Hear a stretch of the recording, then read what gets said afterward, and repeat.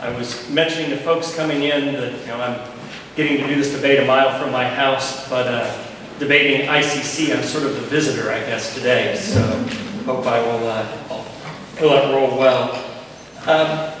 In looking first at Senate Bill 149, I wanted to take a couple of approaches as we look at Senate Bill 149, not just at the bill itself, but at the genesis of the bill and why a legislative solution was looked at in the first place. So looking first at the problem behind Senate Bill 149. Looking popularly in the media and actually on the Senate floor, many of the opposition to the bill tried to frame what we're addressing through this legislation as, quote, a question of whether drug addicts should get government money.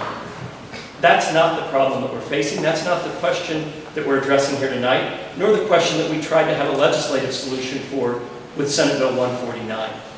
What we're looking at instead, from my opinion, and when I talk to a lot of my constituents in going around and addressing this issue, which came up over and over and over again, is what I really call the application of the Hippocratic Oath to legislation and to government. First, whatever we do, first, do no harm.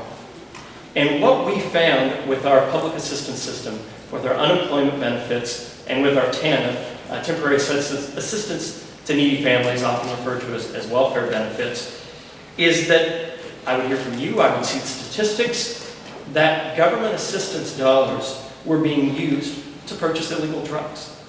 We had money, taxpayer dollars, that were supposed to use to benefit the people of the state of Kansas that were actually leading to the harm of the people in the state of Kansas. We were violating our own promise to taxpayers. We were violating that oath that I believe we all take inherently when you assume an elected position.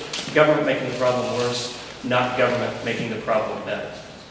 So what we looked at are two basic problems as we form the genesis of Senate Bill 149. The first is, how do you get public assistance funds to the people that need them the most? We're looking today at two types of public assistance funds. You're looking at TANF assistance, and you're looking at unemployment assistance. TANF, by its very definition, temporary assistance to needy families. Who should we target the most with that?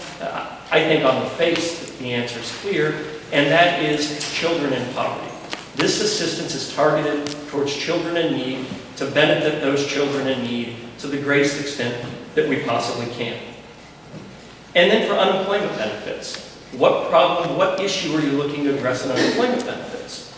Well, at its core, unemployment benefits exist to help those transitioning to a new job, not those who could work but choose not to do so.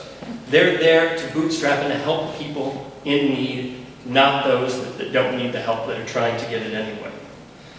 The second general issue we looked at when you're looking at framing this problem that led to Senate Bill 149 is, how can we use the public funds in the way that makes the most positive change? How can those funds, we already talked about the ways that the funds were being used negatively. How can we turn that around? How can we use these funds in a way that will affect change in a positive manner? To me, that answer is simple and straightforward. Treatment and training, helping people work through their addictions, is better than giving them money to feed their addictions, point blank. Looking at those two issues, then looked at this, and many of you will know the person who was really the chief architect behind Senate Bill 149, who, if he were here debating today, would probably be doing a much better job than I will do, and that's Dalton Bott. And Dalton was my legislative intern, and he and I looked at this and said, okay, these are clear issues. We need to address them. There should be uniform agreement that we need to address these. Is there a legislative way we can solve this? Let's take the first of these three problems. Getting TANF money to needy kids. Is there a way that we can legislatively address that will benefit the kids, benefit the state of Kansas? The first source, the best source, the place we always want to go, and the place the law inherently goes, is that parents are the best conduit of these resources, the best conduit of taking care of kids in need, unless the parent is otherwise impaired or otherwise kept from making those judgments in the best interest of their own children. Illegal drug addiction is a foundation reason, unfortunately, throughout Southeast Kansas, here in our own communities, and really throughout the state, is the biggest cause of keeping parents from being able to use funds and to otherwise provide for their children in the best way possible. How do you solve that? Well, the best way to solve that is to find someone as close to the child as you can that understands the child the best way possible that's drug-free. Someone that is not impaired by an addiction to illegal drugs, that knows the child, that loves the child, that cares for the child, and use those funds in the best way that works for that child. On the second issue, looking at unemployment benefits. Before Senate Bill 149 passed, drug tests were actually the use of illegal drugs, and drug testing by employers were used to game the system. It was a tool, it wasn't a hindrance to getting unemployment benefits. It was a tool specifically used to obtain unemployment benefits. And the way that happened was, unfortunately, pretty straightforward and simple. Everyone in this room probably knows, or can find out pretty quickly, the employers in our area that test job applicants for drug use. So what happens? You're using illegal drugs. You go to an employer that you know is going to test you.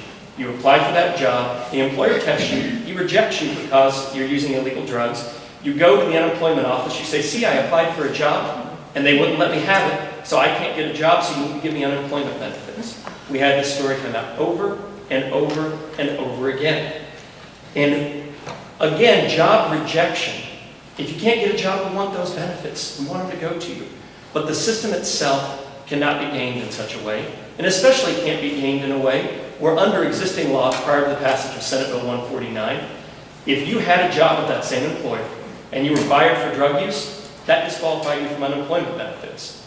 But if you applied for a job with that employer and they rejected you for drug use, that got you unemployment benefits. That's not a fair way for the system to work. It's unequal. It makes absolutely no sense, and not something legislatively that we wanted to continue. The third issue is, how do we make drug treatment is better than financing illegal drug use? I think we can all agree on. How do we make drug treatment that works? How does that work? How can we handle that legislatively?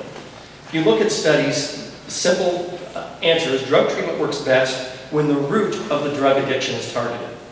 To quote from the National Institute on Drug Abuse, they said, quote, effective treatment attends to multiple needs of the individual, not just his or her drug abuse. To be effective, treatment must address the individual's drug abuse and any associated medical, psychological, social, vocational, and legal problems. Further studies have shown the primary of these needs is vocational. That makes sense. If you don't have a job, you feel hopeless about your ability to get a job. That hopelessness is a driver that in certain instances can lead to drug addiction, and in instances where drug addiction exists, makes it harder to break that cycle of addiction. Drug treatment works better when job training is included with that drug treatment program. So what did Senate Bill 149 do with this foundation, which was a multi-month foundation that Dalton and I worked on, and this has been worked on for many years nationally? How did we try to craft Senate Bill 149? What does it do at the end of the day to look at these three problems?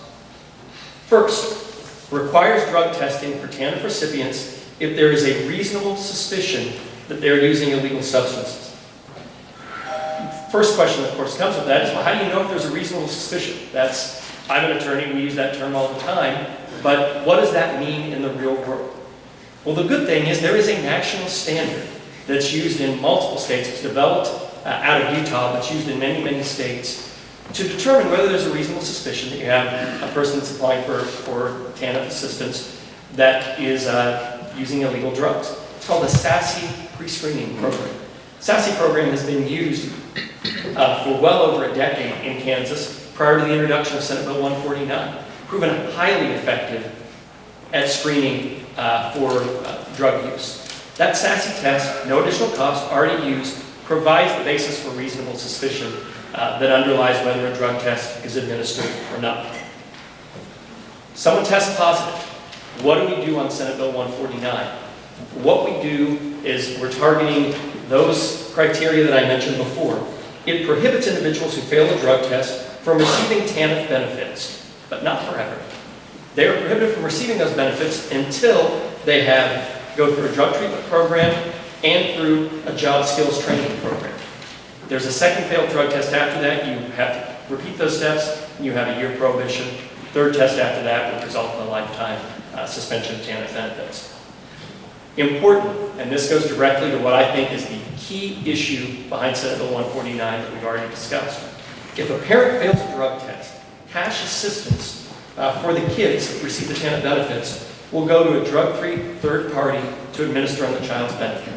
Preference is given to other family members, the other parent, grandparents, cousins, nephews, other family members, or people that can prove a close pre-existing relationship.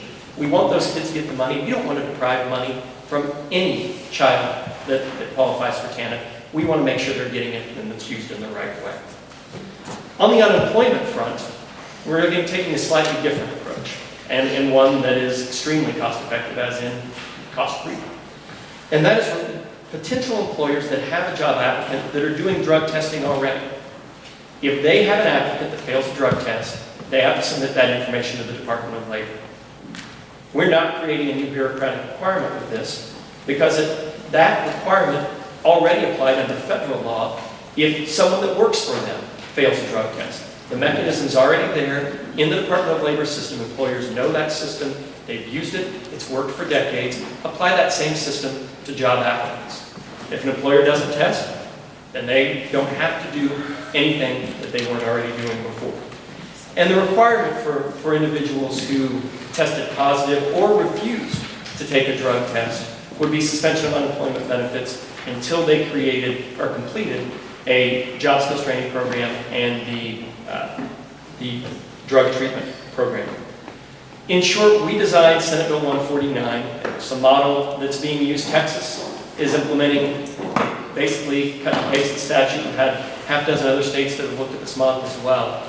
Because Senate Bill 149 is the most family-friendly, treatment-focused drug testing program in the country that's not depriving people in need of government assistance, but is making sure that taxpayer dollars are used wisely and used best for the benefit of all Kansans.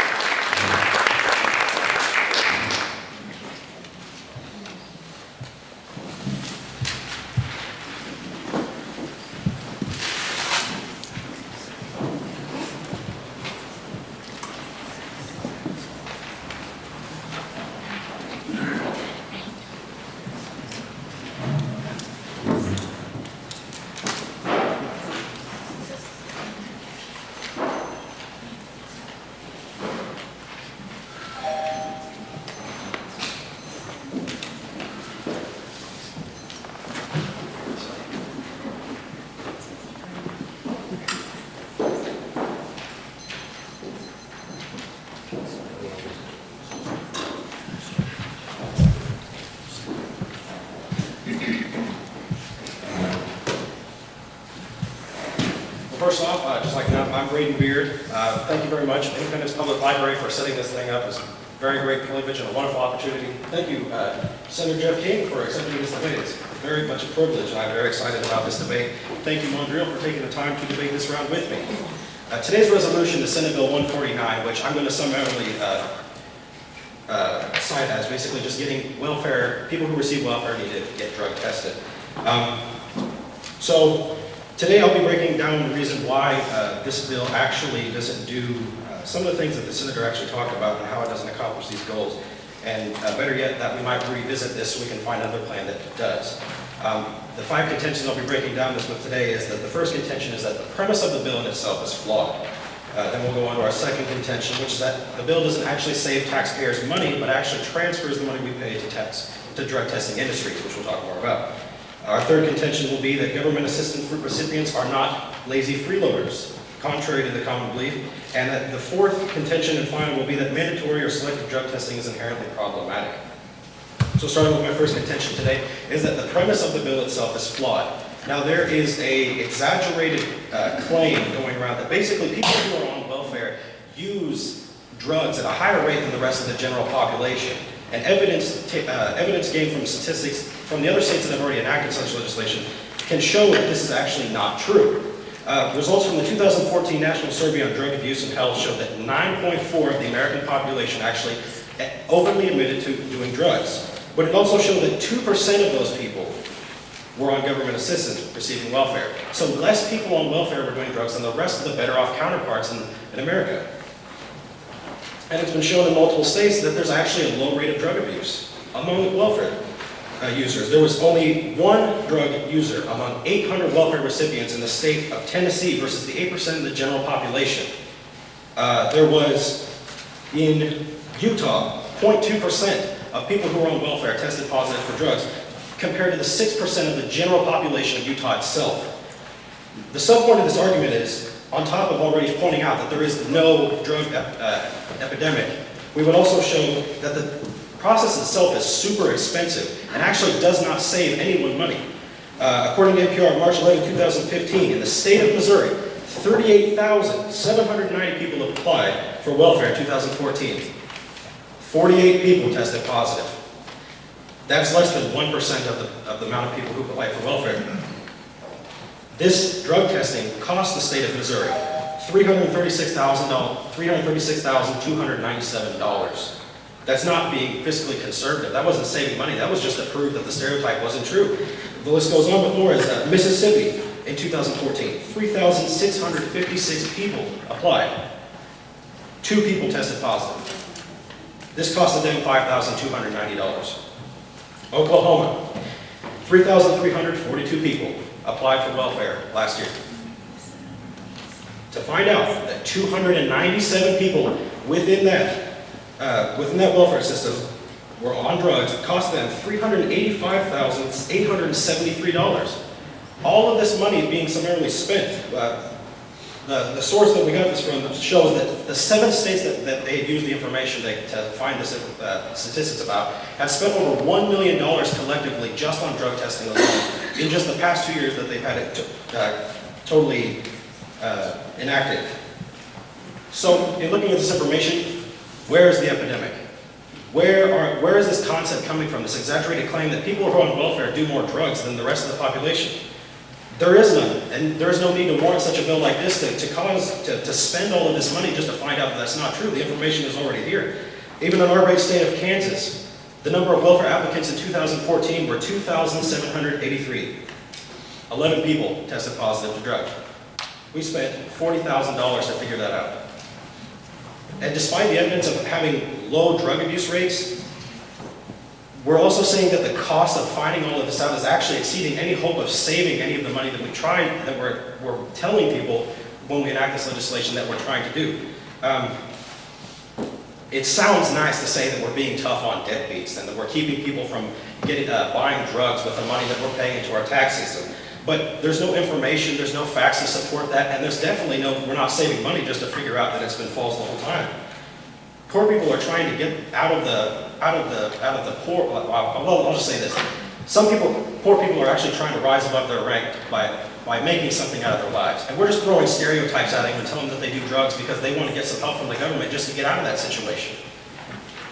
Going to our second contention today, this bill claims to save taxpayers money, but the benefactors aren't us, people paying the taxes. It's the drug testing industry, the people who are testing us.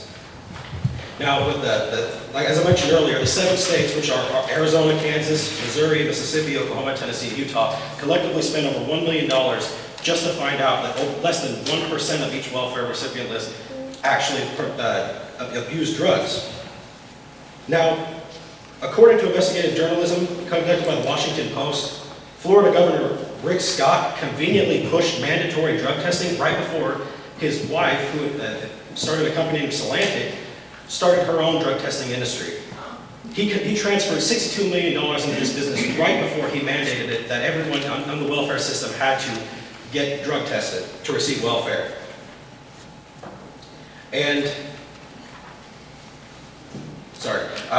Senator King in this bill actually tried to, whenever he wrote it, he included in it that we could actually drug test different representatives or members of higher government, things like that. One thing I'd like to point out is who has the power to actually call them out? Who has the power to actually say things like that? Can I ask Senator Jeff King right now, I want you to take a drug test? Where's my opinion going to get? That's just in there as a formality. That doesn't actually cover this situation of the fact that these higher representatives aren't actually, they're still outside of the system. And then we look at the part of extra testing that we have to do. One thing he said is that we have to do, if you fail the first test and you believe that it is not correct, you can get a second test. You have to pay for it. And if you fail that one, of course they won't reimburse you, but if you pass it, as in you don't test positive for drugs, then they'll pay you back. But that extra testing, the job counseling, the rehabilitation programs, these cost time on the government's part. These might cost you, but this is all money that's going from our state that we're paying into taxes. All of this is costing more.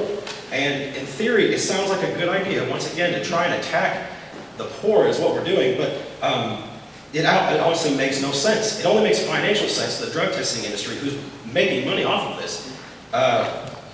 I'll go ahead and jump into the third contention today, which is that government assistant recipients, which are people who receive welfare, aren't lazy freeloaders. I was having a conversation with my friend's stepdad the other day, and he was talking about how he almost didn't want to pay into this just because he didn't want people who would sit on their butt all day and not work because they didn't want to. But the truth is, more than half the people in the welfare, that are receiving welfare, are also paying into the taxes that they're receiving through it. It showed that over nearly half or more of poor mothers on welfare were at least working part-time. According to Time magazine, 58% of the people who receive Supplemental Nutrition Assistance Program, which is SNAP, live in a household with earnings from a job. 58% of these people receiving it have a job, they're contributing to society, and they're actually being thrown these stereotypes and exaggerated claims that they might be doing drugs simply because they're wanting to get some extra help because they can't pay for the things they have. And another thing is that the rest of these people who can't work literally aren't supposed to work. It shows that 4 out of every 5 SNAP recipients belong to this category of can't work because they're not supposed to. 8% are people who are elderly, which are over 60 that can't work anymore. 11% are disabled adults. 45% are children under 18. Remembering these type of people that we're paying for, we also see that nearly $75 billion actually goes into funding the SNAP program. And with every $1 we spend in SNAP, it generates $1.73 in economic activity, which means we're actually making money off of and helping boost our economy through this program. And it means that there's no real economic loss with it. Now, it's hard enough for someone to get welfare, and it's even harder for you to go through the process. It can last months. You have to pee in a cup just for someone to help give you some money for food. The problem of you having to go ask someone for help for some people is hard enough. But through all these things you have to go through, it makes it even harder. And what we're doing is we're demonizing the poor. Now, I'm going to go ahead and jump into my fourth contention, which is that mandatory or selective drug testing is inherently problematic. Now, as it's been established, drug testing costs a lot of money. That's obvious. And we're in a tough time right now. We're in a depression that started in 2007. Now, what happens is selective drug testing does lead to discrimination. Be it discrimination isn't exactly one of the strongest points you can pull. It is another reason why we need to revisit this bill here. Now, what happens, the senator actually neglected to talk about it. When he said that the screening is called the SASE pre-screening, he didn't tell us what it was or how it worked. For all I know, it could be a questionnaire, it could be a checklist. And he also didn't tell us who decides whether or not we're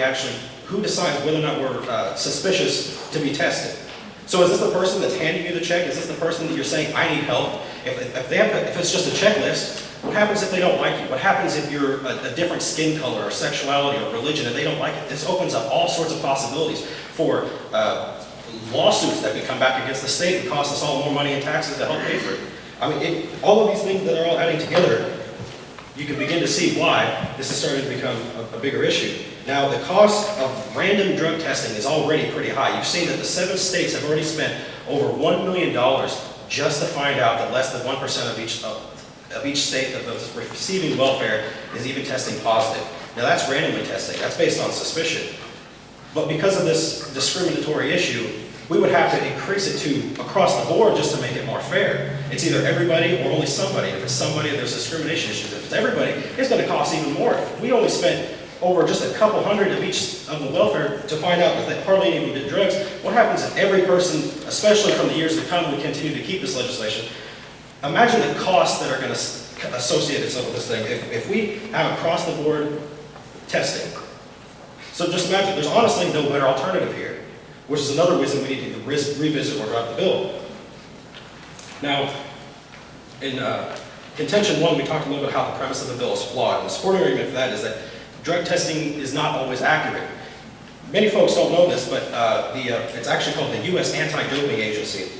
They put forward a statement that said out of every 85 people who were tested for drugs, 9 people were guaranteed to be erroneously, which means false, falsely get a false positive.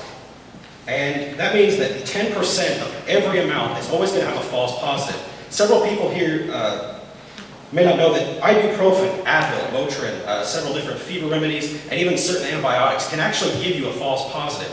One thing that the senator did not talk about is what kind of drug testing we're going to be having. There's it's a 5 or a 9 is what we're just simply going to call it right now. And a 5, I'll just say prong for now just because I can't remember the word. A 5-prong drug test kind of measures for like some of the lower drugs, maybe like pot or cigarettes or things like that. It's just trying to figure out some of the smaller things. It's a little bit cheaper, but it doesn't actually tell you all the things that the person's doing. The 9 actually measures for multiple things. It can range up to coke and meth and even over-the-counter pills. Like it can tell you that much about the person. But those are also more expensive. So what are we doing with this situation? Are we taking the 5 where we get kind of a loose reading? Are we taking the 9 where we're spending a whole bunch of money and we're finding out exactly what pills they're taking? That was not mentioned. I would ask that in response time you might clarify that. In our second contention, we also talked about how the bill claims to save taxpayers money, when really it just transfers the money we're paying into taxes and basically transfers it up the line up to the people who run the drug testing industry. And there's another stereotype or exaggerated claim that somehow if we don't crack down on this, then all of a sudden more people are going to want to get on welfare and they're going to start just being lazy freeloaders like we talked about earlier. But that's inaccurate. SNAP is based off of kind of how the economy is at the time. So whenever the economy, like it is now, is in a depression or recession, it actually expands its enrollment, which means more people are in it because more people need help. But when we're in a moment of prosperity and we're doing good, it actually gets smaller, the amount of enrollment of people that are actually drawing from welfare. So when we're doing better, we're also not paying as many taxes. This is just another reason to help the poor, not subject them to some humiliating process of just to help take care of their kids or feed themselves. Now, one thing that the senator actually talked about was, he actually brought up the same situation I'm going to bring up, is that getting drug tested for a job. Now imagine, think about this. You can choose to go to work. Everyone knows that. You can choose to not go to work. You can choose to try a different job. With certain jobs that do drug testing, you can choose jobs that don't have drug testing, right? So there's always an access out there to money, whether or not you want to work for a higher level, but that's up to you. That's besides the point. The point I'm making is, students, high school students, I played football in high school. Because I was playing something that was my choice, was subjected to drug testing because they wanted to make sure that we were not taking drugs when we were in high school. And this was something to keep people from doing drugs on the team because they could also get the school in trouble and know how that works. But what we're making with this, those are choices. Is it honestly your choice to be in a time of poverty or need and you want to get help and we're going to compare the same situation to I need to get drug tested at work because I can work there, but I don't have a choice when it comes to being poor. I need help, and if my government won't help me because they feel like I'm doing drugs or false positive or things like that, we also end up looking at, like, once again, more discriminatory, all sorts of problems open up with this. And with that, I want to just recapitulate on some of the things that we talked about. So we talked about how the premise of the bill is flawed. How spending money to save money later isn't working. How we spent $1 million in 7 states just to find out that less than 1% of each state was even tested positive, compared to the rest of the people that weren't even on welfare. We've shown that people on welfare are us, are people that are paying in taxes as well. And the rest of them are people that can't get help. I mean, we keep going, we also start realizing that through the statistics and information we've shown, There's no epidemic. There's no need for this bill. There's no need for it to warrant such a bill. We do not need to try and keep poor people down. As a Christian, one of the biblical things that we learn is that there are many friends of the poor and little friends of the poor and many friends of the rich. This is just another example of that, of demonizing and patronizing and witch hunting the poor, keeping them down and never letting them get to another state of where they want to get to, something more. Maybe middle class, sometimes that's the goal. I know I was raised in a poor home. Getting to middle class sounds really nice. Getting to where you have a bigger than 1,000 square foot house. I mean, you know, you have to take all these things in accountability. Two of the problems that the senator addressed that he said was kind of the primary reason that they saw a need for this bill was that, in question 4, how can we help, why would we send money basically to those who don't need it, that are going to use it to buy drugs?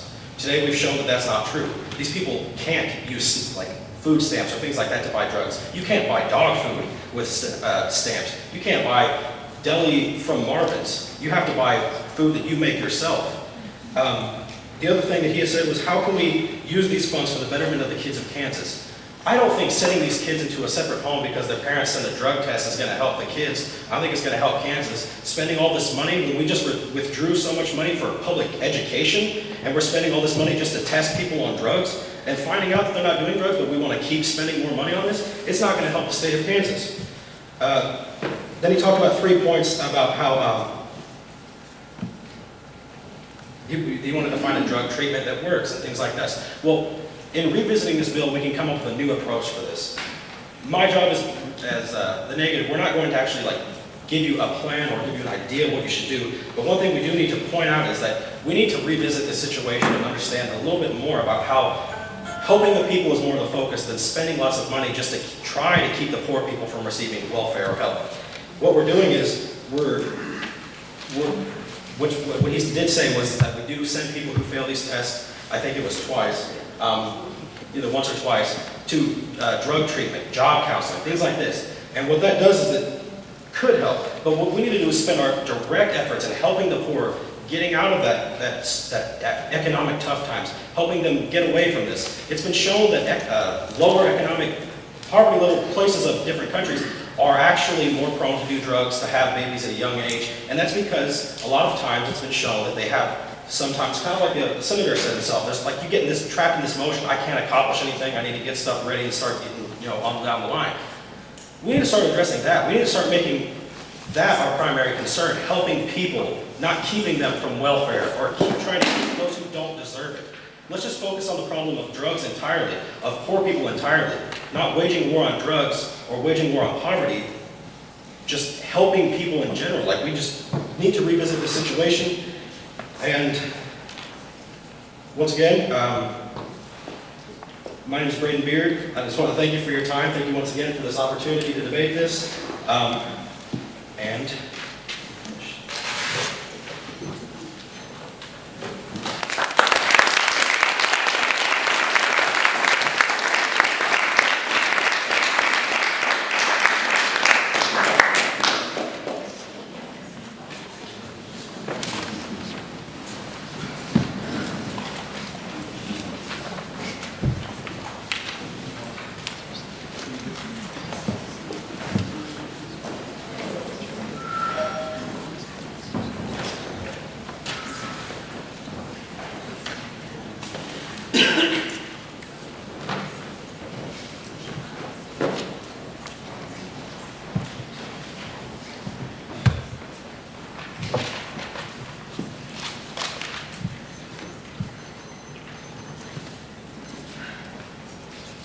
they didn't tell me part of this job is going to be learning how to operate the timer. Clearly beyond my capabilities, so we'll just wing it. And someone will tell me if I talk to them here. I think I got it. On the Senate floor when we're debating, when someone gives a speech against you, about 5 other people speak before you get to talk. So I'm used to having about 20 more minutes to prepare for this. This is a reminder of what debate was like when I did it in high school. I appreciate the daunting task ahead of me. There were 4 points primarily brought up by the negative in their discussion. I'm going to conflate those into 3 because I think the original point, the premise argument that was brought by the negative, was really a repetition of their third point as well. And that is the fundamental argument I hear against the premise, against a drug testing regime, a drug treatment regime, like we have seen with Senate Bill 149, is the premise is wrong. You're trying to demonize the poor. You're trying to make people that are in poverty feel worse because they're in poverty. You're trying to give them a stigma in society because they're poor. You're treating them in an anti-Christian way and in an immoral way because they are poor. I was a biblical excerpt used by the negative. I will rely on a proverb instead to encapsulate why I think the premise of this is actually correct. The ancient Chinese proverb that once said that if you give a man a fish, you feed him for a day, and if you teach a man to fish, he will never grow hungry again. TANF payments to people that are addicted to drugs, that's not giving someone a fish, that is actually making their problem worse. To me, what is demonizing the poor, what is treating someone in an inhumane fashion more than they have a problem and you actually feed into the addiction that's tearing them down.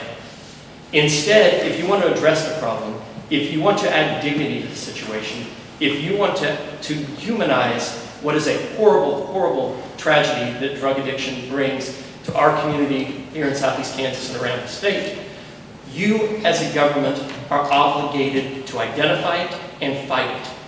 There is dignity that comes in that, not from ignoring something that already exists. And I will agree, if the premise of this bill were that people on welfare use illegal drugs more than people not on welfare, then I would say the negative is right, because that's an awful premise. And that is wrong, and that is not, never has been, never should be, and if I can do anything about it, never will be the premise of Senate Bill 149 and its implementation. What that premise is simply there are people that are on welfare that are addicted to illegal drugs. It is wrecking their life. It is wrecking their family's life. We can identify them. With a great degree of certainty, we can identify them. We can help them. If we can do it, we as a government have an obligation when we're engaged in that arena to do it, to do whatever we can. To me, ignoring that would be demonizing the poor, not accepting it and engaging it. I would argue, in fact, that Senate Bill 149, more so than probably any of its other counterparts, but that this discussion actually helps empower those that are on welfare, because I can tell you when I've campaigned, I can tell you the discussions I've had, there is a sentiment in large parts of the public that people on welfare, it's an incorrect sentiment to be sure, that people on welfare abuse drugs more than people that aren't. Programs like Senate Bill 149 prove that's not true. We've seen statistics already in the program that show there is a drug problem, but it's not worse than in general society. That information is out there, and it's out there more because of the debate we had on this bill than it ever was before. That information is changing attitudes. It's changing mindsets. It's providing dignity to people that deserve all the dignity in the world that we have to offer, as much as anyone else in any other context. Second premise, and so to conclude with that premise, basically the negative was trying to paint a false premise for this bill, one that, if true, certainly is a fatal flaw to this legislation. But because this legislation is based on a much stronger foundation, one that is working on providing dignity to the poor, the foundation adds, not detracts from what Senate Bill 149 is accomplishing. The second point that I'd like to address, and do a little bit out of order because I think it makes the approach to the third point stronger. The second point I'd like to address is, does this work or not? First thing that struck out to me, I know in political debates, and I was even coming up with thinking I'd make a partisan wisecrack, I don't think I'm going to, because it's not appropriate in the sense that you know what the easiest way is to tell that an elected official or someone running for office is probably not fully up on an issue or may not warrant your trust on that issue that they're trying to address. It's when they punch holes in one plan and they don't have any other alternative. We have no other alternative that's presented to what everyone in this room knows is a problem. Illegal drug use is a problem. Unfortunately, I hate that this is true. It's more of a problem in Southeast Kansas than a lot of the rest of the state. We know it's a problem here. We know we need to address it. Senate Bill 149 offers a solution. We have no other solutions before us today. So when we look at effectiveness, that alone is something you need to evaluate Senate Bill 149 by. But then let's look at other aspects of the effectiveness of this plan. The unemployment part of the plan was not addressed at all previously. I'll leave that be, because popularly the TANF portion is what is discussed more. There are three components: identifying the people to help, helping them through drug treatment, helping them through job skills training. I'm going to get to identifying last because that will feed into the cost element a little bit. But if we look at identifying, is the drug treatment working? Does the job skills training program work?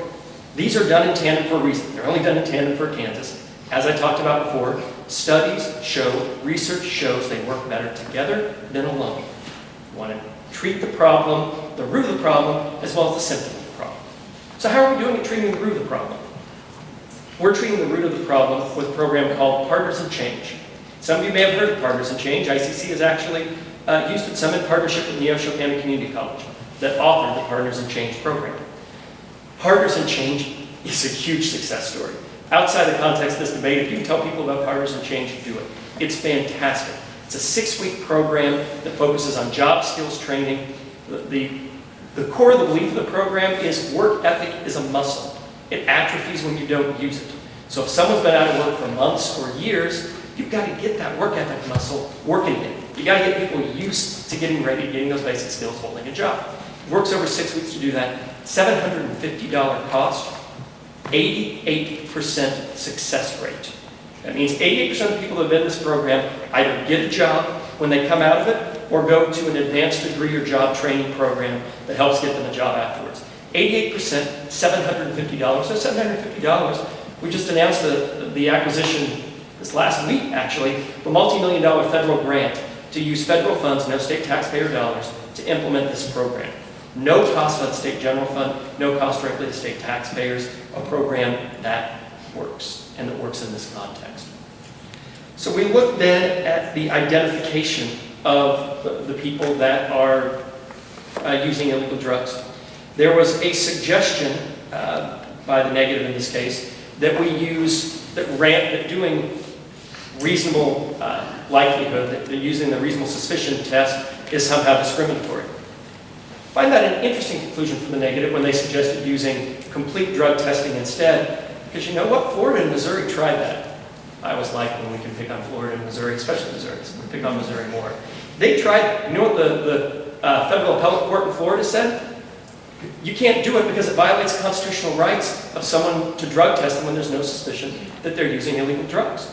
Besides the fact, we'll get the cost later, it is astronomically more expensive to test everyone than test people for whom you just have a reasonable suspicion. So I think that suggests in the negative we can set aside. How much does reasonable suspicion work? In the state of Kansas, what we've had is about 40% of the time that people are selected for drug testing with reasonable suspicion, the drug test will come up positive. We have found if you use the combination of the reasonable suspicion and the drug test, you use those in combination for a reason. Not only the constitutionality, but if you use the combination, you dramatically reduce false positives. We saw that in Utah that engineered the SASE program. When you do a SASE test plus a drug test, the combination of those two will decrease your false positives by multiple magnitudes. We've reduced false positives, we've reduced costs, we've identified the folks that are in need. Let's finally get to cost with effectiveness. The numbers, and I admit, if I were sitting up here defending Florida and Missouri's drug testing program today, I'd have a hard time saying it's cost effective. Reason? They didn't use reasonable suspicion. They tested everyone. They used more expensive tests, and they didn't have the narrowing criteria we talked about before for the people that qualified on unemployment benefits. They didn't use the pre-existing tests at all. So of course, if you test everyone, it's going to be more expensive than testing with reasonable suspicion. So let's use the numbers that actually happen in Kansas. See, I have about 30 seconds left to do that, so I will do them quickly. In Kansas, through this year, we are on an annual pace. The program only started a year ago, so really got going this calendar year. We're on pace to test about 260 people and have 86 folks that test positive, roughly 35–40%. That cost will be about $100 a drug test, $26,000 to identify 86 people, 86 families that are on public assistance plagued by the scourge of drug addiction, whose kids aren't getting the money directly that they need, who aren't getting the treatment that they need. And if this program can positively affect, let's say it helps half of them, if it can positively affect 43 families in the state of Kansas a year, the cost of $26,000 in some federal grants, I would say this is one of the most successful things I've seen in the legislature, not one of the least.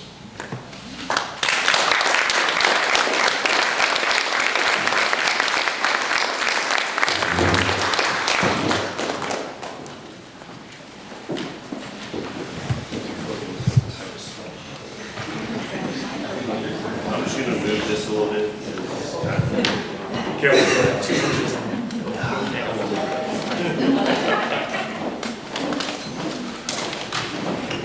Okay, is everyone ready? Okay. Before I begin, I'd like to thank everyone who's responsible for setting this event up and Senator King for coming down here and giving us a chance to debate this, because this is a once-in-a-lifetime opportunity and I'm pretty excited. So let's go ahead and begin. I'd like to begin my speech with a little bit of a quote. Bruce Springsteen said, "I have spent my life judging the distance between American reality and the American dream." What is the difference between the reality of being an American and the dream of being American? The American dream has many parts to it. There's the white picket fences, large green lawns, a family with kids, having a pet, getting that oldest kid that dream card on their 16th birthday.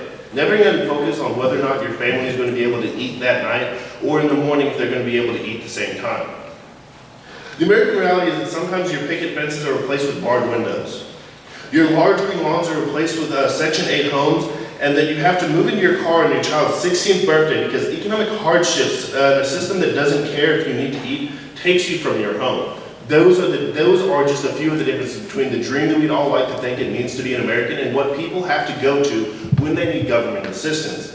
And that's what we really need to focus on today before I get into the entirety of my speech, is that we're talking about real lives and real people, and that these statistics and these numbers aren't just here for fun. Like, people are living the American reality, and depending on how this bill gets looked at, or if it gets passed, will affect real lives, not just statistics and numbers, and it won't just not exist after we get done talking. Government aid is for those that face the American realities, for hardworking Americans that need that extra opportunity to feed their families. But the stereotype is that aid users are drug-lord corpses of humans. But as you will find out, that those are fighting to survive their American reality while striving for the American dream that some of us are living today and that everyone else is striving to live for today. And frankly, it is offensive to assume that the war on drugs can be won by targeting those who need government aid. Throughout this next 20 minutes, we'll examine how there are a plethora of reasons why this bill is flawed and why it needs critically examined before we do anything to stop the war, to further the war on drugs in Kansas. I have a few responses directly towards some of the things that Jeff King said in his last speech and throughout his first speech as well. First, he gives you this analogy where it says, if you give a man a fish, you feed a man for a day. But if you teach a man to fish, you feed him for the rest of his life. Well, if you hold his head underwater and continually alienate him, or just simply continue holding his head underwater, he's going to drown. And that is exactly what this bill is doing. It's not teaching people how to fish, but it's telling them that we don't care and you are a drug addict, so we are going to treat you as such. And that is one thing that he argues, is that the premise of the bill isn't flawed. We have to understand that the exact premise is based on the fact that there is a drug epidemic in those who are impoverished and those who seek government aid. Meaning that the exact premise of this bill is saying that if you are government aid, there's a good chance you are doing drugs. So we need to spend money to stop you from doing drugs. Now, she's going to try to tell you that that is not the premise of this bill, but I cannot. What else is the premise of the bill? Like, why is this bill important if it's not to try to stop some mythical problem that doesn't actually exist, where my partner has given you statistics that are saying that this is not a problem. Anybody who's done this plan in other states has not seen a significant problem. Like Senator King brings up the example that Utah has this really good program for the reasonable suspicion, my fault. But if you look to what my partner said in the first part of his speech, 0.2% of people actually showed up positive out in the state of Utah with their reasonable suspicion. That shows that not only it fails, but it just isn't effective, and there is not a problem. When we look at empiric examples of other places that have tried this, there is no problem. And that is one thing that we need to stress throughout today, is that the problem is not people in poverty doing drugs, but it's the drugs being in America themselves. And that is the biggest problem with the war on drugs, and that is based on the fact that people that are poor, or people that have been like economically or socioeconomically segregated, are the reasons for drug abuse. No, the problem with drug abuse is not correlated to being poor. It's correlated with a plethora of other things that need to be examined before we start targeting the poor and making them, trying to get them to survive while being alienated. That is another thing, is people are trying to survive, and plans like this just further alienate them and make it harder for them to survive. Two, there aren't, the people just aren't doing drugs. Like I said previously, my partner gave me statistics about how drugs are not a problem with people with government aid. Like, it is not that big of a deal. Like, there are a few people that do it, but there's not like a giant statistic. Like 97% of people in government aid aren't doing drugs. So what is the epidemic? What is the problem? The definition of epidemic that I know is that affects a majority of the population as a significant problem and is a plague amongst a majority of the population. If 0.2% of people are doing drugs on government aid, how is that an epidemic? It doesn't even go to a full 1%. Like, Senator King is basically just bolstering up and making these wild charges without providing the statistics. Which is my next point. He gives you no statistics saying that there is an epidemic. He just tells you that there is an epidemic, and because of his stance, you're supposed to believe that there is an epidemic. Whereas my partner and I have, my partner mainly has provided evidence that shows you that there is no epidemic. Just to address what he tried to respond to my partner's argument on how the reasonable suspicion fails by saying that we argued that we need to do complete drug testing. Both of these fail because either complete drug testing, we catch a few more people, but it's outrageously expensive, or with the random, it just fails because it's discriminatory and it's just very unpractical. And again, he has not explained to you the mechanism for this. Like, he tells you the name, like the SASE program or whatever, but he does not tell you how this works. And that is very important, because if he does not tell us who's going to be providing this reasonable suspicion, who's going to be giving these drug tests, when it's happening, where it's happening, how long they have before they have to take these drug tests, we have to assume that is very flawed, because he's just throwing a name at you but not explaining it. If I looked at you and just said, poverty, and just stared at you for 20 minutes, you wouldn't want to prefer my stance because I'm not explaining anything to you. And that is exactly what is happening right now, is Senator King is explaining something in a very broad way, and we're expected to just listen to it. I do not believe that is how educated discourse should go. Now finally, just to rehash this Utah, his biggest source, or his biggest example is Utah and their system. 0.2% of people they drug tested showed up positive for drugs. We need to focus on that. Like, seriously, this is the most important thing. It's his biggest example is also very contradictory to his stance. Now let's move on to some points from the beginning of Senator King's speech. One, when he talks about the children, what about the middle class drug users? Don't their children matter too? Like the middle people that have the money to do drugs, that have actually shown statistically more likely to do drugs. What about those kids? Shouldn't we try to help those kids as well? Well, the simple thing is apparently poor kids matter more than middle class kids. Or we just feel like we need to target the people impoverished more, which is what my partner is trying to get at, is that we have this system where if you are in the middle class or above, you're good. Like, you can do pretty much whatever you want. But if you're impoverished, it does not matter what you try to do. You are a drug addict, and we need to fix your problem. And I don't believe that is how we should view people that are struggling every day to achieve what we have. Secondly, why are we focusing on the cycle of dependency that welfare and these programs provide? Like, why are we focusing on getting people out of this and not taking into consideration drugs? Like, we're thinking like that drugs are the sole reason people are on welfare and things like this. We need to break this cycle of dependency so kids are less likely to go on welfare also after they get out of their parents' homes. That is, if we really care about the kids, that is what we need to focus on. Now, we've already talked about discrimination, so we're going to go and talk about the drug testing panels for right now. There are the 5-panel tests that give you like the basic drugs like marijuana, ecstasy, meth, like those things, like the very basic large drugs. And then the 9 panels show you a plethora of everything, like you can have pseudoephedrine, something you get over the counter to fix sinuses. That shows up on these drugs. Poppy seeds can be picked up on these drugs. There's been multiple things where if you eat a poppy seed bagel and go take a drug test, you show a positive for opiates. We need to understand that both of these tests are bad. One, because one is not very specific and expensive, and the other one is too specific, and it just makes it to where this is almost a given that you are going to show up positive for drugs. And until there's a clarification on how these tests are going to be taken, we can't assume that this is going to be a good idea.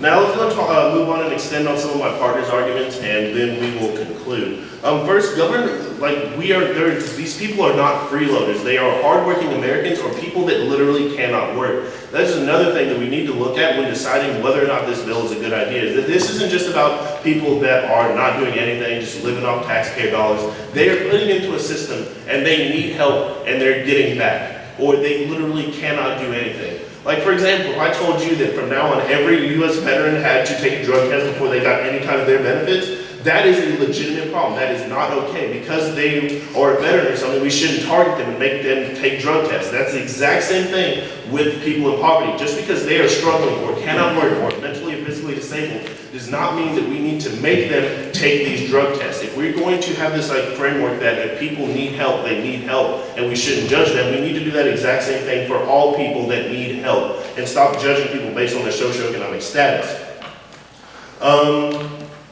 Now let's move on and talk more about these drug tests and extending on with my other arguments. Drug testing is sometimes inaccurate, expensive, and furthers an unhealthy climate of classism. According to the Anti-Drug Doping Agency, 85 people who test positive, 9 out of those 85, or 10.6%, will erroneously be identified as drug users. So while 1% error rate, false positive sounds good, 10% of the positives will be false. Additionally, many drugs can cause false positive results, including ibuprofen, Advil, Motrin, cold or any fever remedies, or quotidian antibiotics, for example. These, over-the-counter drugs that you take when you can't get a prescription, can give you a positive and label you as a drug user. That's another thing, we don't, 10% of those positives are false positives, which needs to, again, be critically addressed.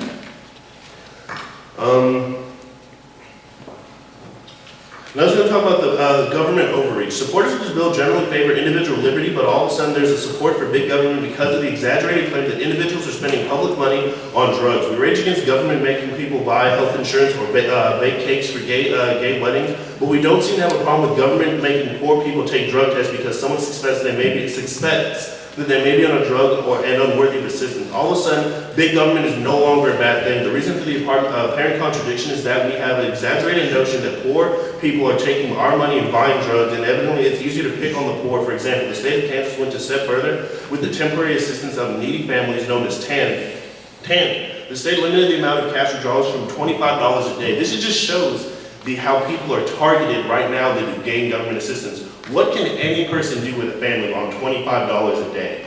Honestly, if you're going to feed your family at a restaurant, how are you going to use $25 a day to feed your entire family out of your own pocket? And some people, they don't have the access to a lot of other funds, so that $25 a day may but be what they're trying to feed their kids off of. And we're telling them that these kind of stereotypes are okay, based on that they might, the evidence here says that banning use of data cards as long as a list of business types, including cruise ships. The lawmakers behind the cruise ship ban didn't claim TANF had been used on a cruise, but it's theoretically possible was enough to move legislation. So because something is theoretically possible, it's theoretically possible that everybody on government aid could be doing drugs, we should make all these laws for it. There makes no sense behind the reason why these kinds of laws are made. And the recent, the $25 TANF ban is an example of how these laws are based on false premises or just theoretics. And we should not base our laws that affect people off theoretical ideas. And also, keep in mind that TANF and food stamps represent a small slice of the federal benefit budget. One tax code giveaways are taken into account. The largest housing program is not Section 8, but the mortgage interest deduction, with funnels some $70 billion towards homeowners, with the bulk of the tax expenditure going to wealthier Americans. Proposals to make homeowners prove they're not on drugs or spend their money responsibly haven't gained steam. Basically, what it's saying is that the biggest bailout isn't even to people impoverished. We're spending $70 billion to make sure that wealthy people get bailouts for their homes. And we're not drug testing them to make sure that they get this access to this money. See, it's totally hypocritical and totally offensive to assume just because someone is in a lower socioeconomic stance, they are more likely to do drugs. And we're not even bailing them out as much as we are the middle and upper classes. That is one of the things that is very alarming, is that we can just allow all of this to continue. Now, as I conclude my speech, I've talked a lot about what Jeff King has addressed in his speeches, and we've had to understand that until ballot statistics are brought up, we cannot assume that what he's telling you is accurate, because there are no actual statistics supporting his stances. And that is one thing that needs to be evaluated before anything else, is that if we're just going to get up and just start spouting things, there should be things that like validate those points. And also, that if we're going to be thinking about the kids, we need to think about the kids, not about the poor kids or the kids that might have drug abusers as parents. We need to think that we need to break these stereotypes, we need to break the cycle of dependency on the government, we need to do these things and stop worrying about the, like, if we're going to think about the children, then we can't think about the children and then not think about them. If that makes any sense, then we have to think about them as a whole, or like as like trying to help them rather than targeting them. Also, that if we're going to try to help people in poverty, we can't continue to alienate them and have this hypocritical stance. Now, as I conclude my speech, we've understood that the American dream and the American reality are two very different things. And for those people that have a problem with understanding what the American reality is, we have to also understand one important thing, that every form of addiction is bad, no matter whether it's narcotic or alcohol or morphine or idealism. And that is the one drug that seems to be plaguing the United States more than anything else, is the idealism or the ideology that if you are poor, you are a drug user. If you are poor, you are less than a person. If you are poor, then you will stay poor, and we should not try to help you, or we should try to make you jump through hoops to help you. And with that, I just would strongly urge that we critically analyze this bill and make sure that we actually are doing things to help those in poverty rather than target them. For that, I thank you for your time.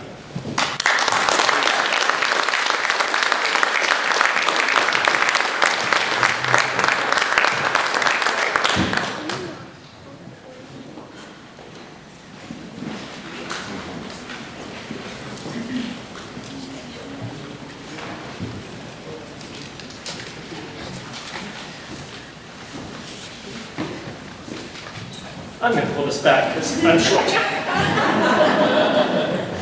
Don't worry, I had years of training speaking after Derek Schmidt of moving microphones, so I'm used to that. Before I start, I know that both Monroe and Brayden have very graciously thanked me for coming here. I would be remiss if I didn't start this instead by thanking them for debating today. I don't know how exactly you were told, oh, you're debating Senator King, and the topic he chose was a bill that he wrote and he pushed through the legislature and he spent 6 months of his life on, but if you could learn up on it and debate him, that'd be great. So I think I'm going to have to do this again, and you get to choose the topic next time. But you've both done a great job. Really appreciate you letting me participate today.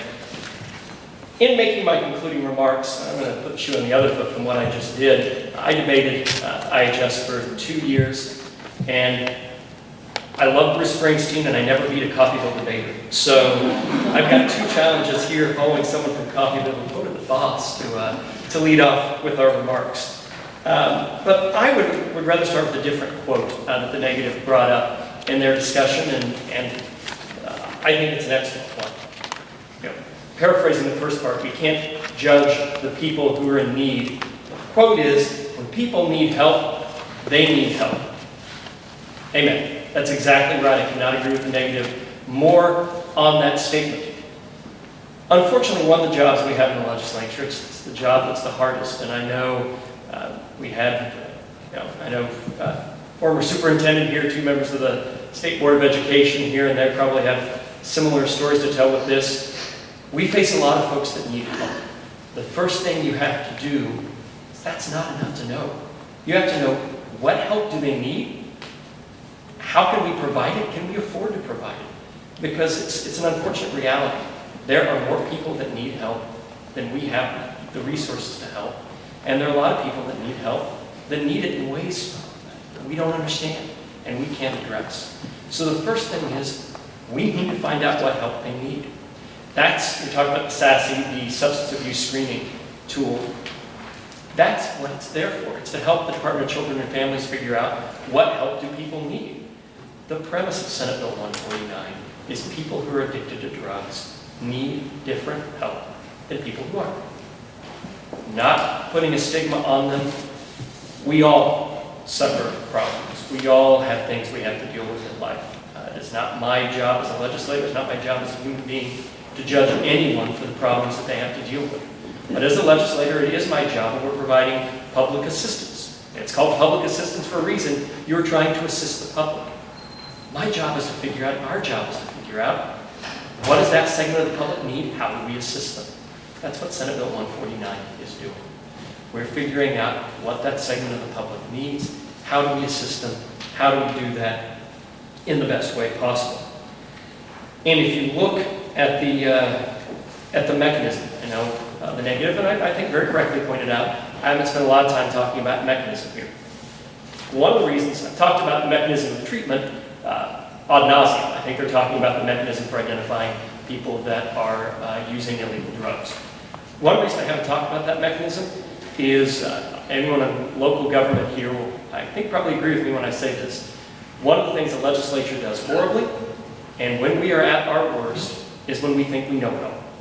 When we think we know what to tell local units of government, we think we know how to run our cities better than you, we know how to run your schools better than you. When we tell a department with experts, we know how to decide how you do drug tests better than you. There's a reason that discretion is given. There's a reason we have agencies. There's a reason we have experts. We gave the experts, Department of Children and Families, and their substance abuse treatment experts, we went in and we designed this bill and said, how do you best identify this? Said, we have looked at studies, the best way to identify it right now, today, is using a SASE test and then a 5-point action and drug test afterwards. Tomorrow, that may be different, because if you'd asked them that question 10 years ago, it would have been entirely different. I would guess if you asked them that question, even 5 years from now, it will be different. Statutes go bad when they're inflexible to things that inevitably change. The best way to diagnose drug addiction will inevitably change. We provided that flexibility. Certainly what they do now is using a test. You can look it online. People debated before they could go online in between rounds and look at things, but you can look online. It shows you the best methodology that they use now, the methodology that's used by the department. That can be scrutinized. It has been scrutinized. It works as well as our modern methodology allows it to work. And when combined, screening with testing, those two work better than either alone and provides the best range of certainty that we could possibly have. And at the end of the day, if you look at the figures, if you have a 1% error ratio of testing, even up to 1 to 10% false positives, after a test that is proven to screen out 75% of the time accurately anyway, you're down to 0.25% to 2.5% false positives, and none of that is ever good. But if you are 40 times more likely to identify someone and help them than to identify them wrongly, in this instance, that's a net positive. You're helping more people. That's what we need to do. The negative mentioned, there's certain types of federal assistance that don't use this model. And, use that as an example of why we shouldn't. I will tell you, if the state were constrained by everything that Washington did, we'd never get anything done. I'm really glad we are constrained by what Washington does, because that's why our founding fathers set up a federal system that worked, is that we aren't. On many issues, the states are the laboratories. We're given the ability to experiment and make things work at solving problems. And I think the question isn't, why aren't we following the federal system? The question is, why aren't they following us? I wish they did that a whole lot more than just on Senate Bill 149. But I hope that the federal system looks at this model, looks at what's working, takes this and uses it in more federally regulated programs as well. Looking at cost, my next to last point, and one that's been harped on, this is costing too much money. Look at what all these other states, the costs they've incurred. There was an allegation that I haven't given enough statistics. Let's give statistics. Let's make sure we go through the TANF drug testing results report, which came out 2 days ago. And if you look at what came out 2 days ago, part of it confirms the negatives argument, and I'm not going to deny this. 0.063% of TANF recipients have tested positive for use of illegal drugs. You first hear that and you say, whoa, this program's a failure. Those are all that tested positive. Let's put real numbers on that, because to get to my final point, I think you have to take these two together. Final point, the final quote from the negative, and I think it's the best quote that I've heard describe this issue, and I've worked on this for 3 years. Real lives are impacted, and real lives matter, end quote. Amen. That's why we're doing this. Take those percentages, turn them into real numbers. What are those real numbers? In the last 3 months alone, there are 22 people that tested positive for using illegal drugs on public assistance. We're on the rate for 86 this year. How much will those 86 cost? $40,000 to identify them. That breaks down to $500 per person we identify with an illegal drug addiction.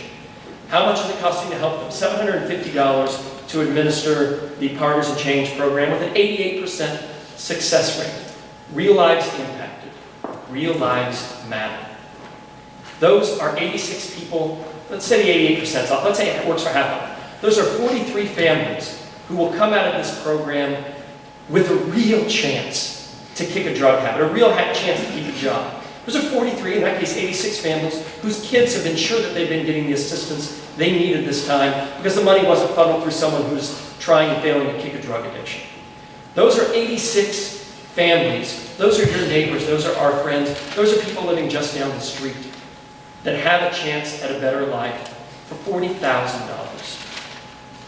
0.063% work for me. In this context, any day of the week, I'd pass any bill that could have this type of impact. I'm proud to be part of passing this bill, not because I was part of it, because I think our neighbors' lives will be better because of this. And at the end of the day, that's why you're here. That's why I do what I do. And I appreciate the opportunity to do it. Appreciate the opportunity to be here tonight. Thank you.